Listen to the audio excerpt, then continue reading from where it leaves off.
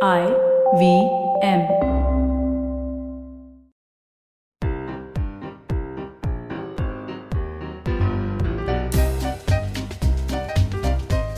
Welcome to The Origin of Things. Episode 50. Two Fierce Rivals. This is a story of two fierce rivals. Well, obviously.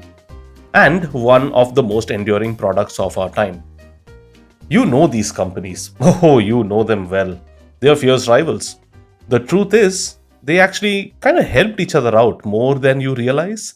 And arguably, the best product made by one wouldn't have actually come about if it weren't for the other. For this, we need to rewind to 1982. Computing was about to take off. There were all sorts of companies and entrepreneurs and ideas being thrown about. One of the biggest pieces of software at that time was something called Lotus 123. Unless you are of a certain vintage, you are unlikely to know this software, but all you need to know was that it was an office productivity tool. It had a killer share of the market, but its success obviously did not go unnoticed by its many potential rivals. One of which, Williams' company, tried to build something to challenge the company and it was promptly destroyed.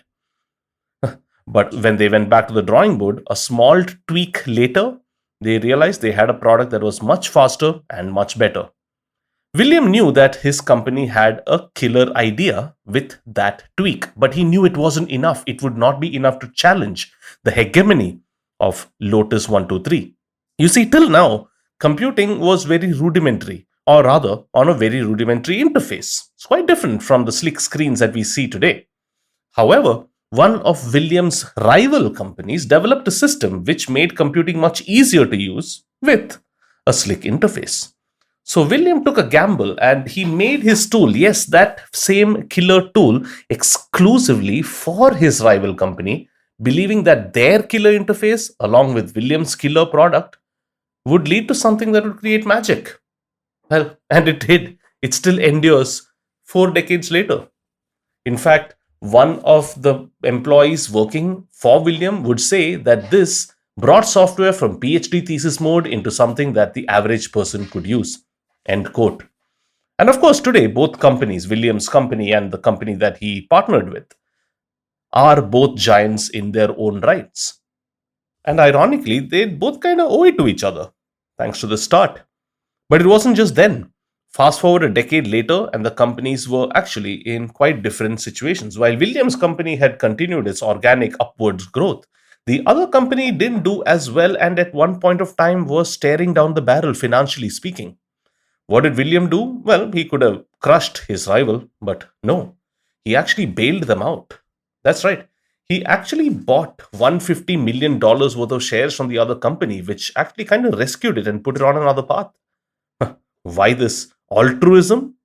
Well, it was just partially altruism, to be honest, because William actually managed to get his rival to drop a certain lawsuit that it had. It was also a signal to the Department of Justice, who was at the time looking into Williams' company for being too big and being too much of a monopoly player.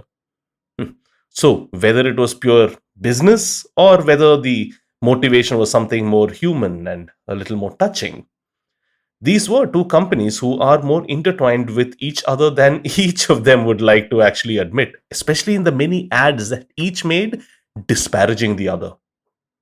I thought this would be a nice way to end season 2 of The Origin of Things. You see, in this show in the past, I have explored lots of examples of how accidents and total experiments have led to successful products. But it is also true that unexpected collaborations can happen. Or behind today's trillion-dollar companies lied many a precarious moment. Maybe I could end on an optimistic note, saying that if we actually helped each other out, magic can happen, especially if we collaborate with our rivals. So it was when a team of brilliant programmers found a better way to calculate numbers on a computer in real time. Williams' company knew they had something. You see, Lotus 123 had a spreadsheet software. When one cell changed, all other cells would be recalculated. Williams' team did work out a way where only the affected cells would need to change. This sped things up greatly, and while it might not seem too much of a big deal for us right now in 2021, or whenever you're listening to this, it must be kept in mind that back in the early 1980s, memory was a scarce thing, and this was important. You know what I'm talking about, surely. You know which software I'm talking about. You know which companies I'm talking about. There's no escaping this tool. You either love it or you hate it, and it is one of the most popular software in the world. In fact, it's been called the most influential software ever built, and it's got so many users that it's actually been called the most popular programming language on the planet. An article I read also says that this is the single application which, if erased from the face of the earth, would cost the most amount of damage. But you know what? What's not surprising is the development of the rise of the software that I'm talking about, which you either love or hate, which is, of course, Microsoft Excel. It's how it was a killer app for William's company, or rather, William Henry Gates III, William's company, Microsoft. It was fully realized thanks to the graphical user interface of his rival company, Apple. Later, Steve Jobs would go on to tell his biographer, Walter Isaacson, in his epic tome, Bill always had a soft spot for Apple. We got him into the application software business. The first Microsoft apps were Excel and Word for the Mac. End quote. Ironically, though, the stereotypical Mac user doesn't come across as an Excel nerd. At least, I'm talking about those iconic ads where you had the Mac guy versus the PC guy. Interesting, though, how the PC guy was kind of responsible for the Mac guy being there in the first place, but that's one of the happy ironies of the business world today. As for Microsoft, it's an absolute beast after positioning itself as the anti-Apple company. No doubt, both companies have benefited from this rivalry and wouldn't have been around if it weren't for each other. And maybe that's the best way to end season 2 of The Origin of Things. Competition is a good thing, collaboration, even better. See you next season then with another episode of The Origin of Things. At the time of recording, I can't promise when that will be. Maybe later in 2021, maybe early 2022. All I can promise you this is that The Origin of Things will be back, maybe with more brands, maybe with some things other than brands, something or the other for sure. But what you can definitely look forward to is a new show that I'm launching, Getting Meta. It's a podcast on productivity, mental hacks, mental models, and I've interviewed some really, really smart people. So that should be out sometime very shortly. And you will definitely get to hear that on this feed as I'll cross promote an episode over here. In the meantime, I'm also back on the Simplified podcast, joining my good friends Naren, Tony, and Shriketh. I took a break from the show last year, and I'm glad to be back right now. So while The Origin of Things is going to be off air for a while, you definitely can hear my voice in other places should you so desire. See you soon then, and I will be back with season 3 of The Origin of Things before you know it. If you like this podcast, don't forget to check out other interesting podcasts on the IVM network. You can listen to us and all our shows on the IVM Podcast app or ivmpodcast.com.